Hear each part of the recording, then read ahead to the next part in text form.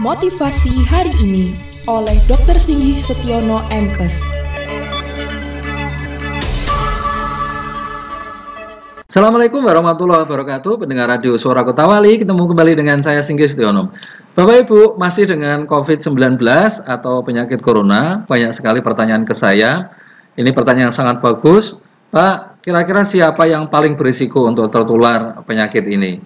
Bapak Ibu, harus kami katakan yang paling besar kemungkinan tertular adalah orang yang dekat, orang yang sering kali berhubungan dengan orang yang punya gejala, riwayat, kecenderungan, kecurigaan ke arah COVID-19.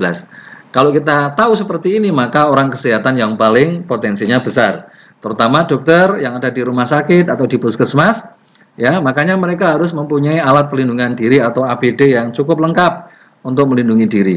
Itu pun harus dibarengi dengan cuci tangan sebelum dan setelah memeriksa pasien.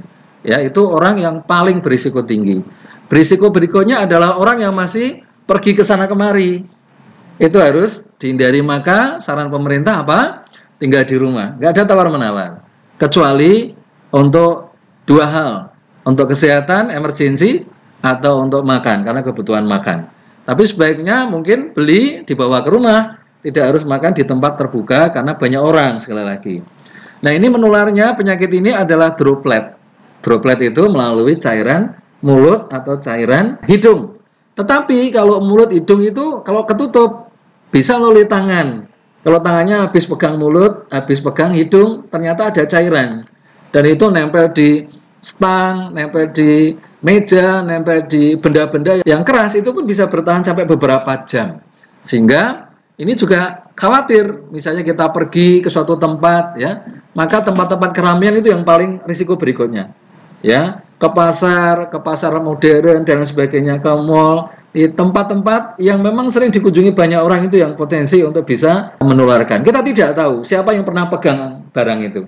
Termasuk kalau Bapak Ibu punya 2 lantai, ya, rumah atau 3 lantai, ada anak tangganya, itu ada tempat pegangannya kanan kiri, itu juga, atau tombol, atau pegangan pintu, kunci, ya. Kemudian kalau di kantor itu untuk fingerprint, ya, itu tempat-tempat yang sangat potensi untuk menularkan. Siapa orang yang sangat potensi?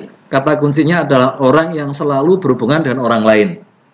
Ya, maka suruh tinggal di rumah, jaraknya 1 meter, sebisa mungkin pakai masker, ya. Kemudian cuci tangan, kata kuncinya cuci tangan, ya.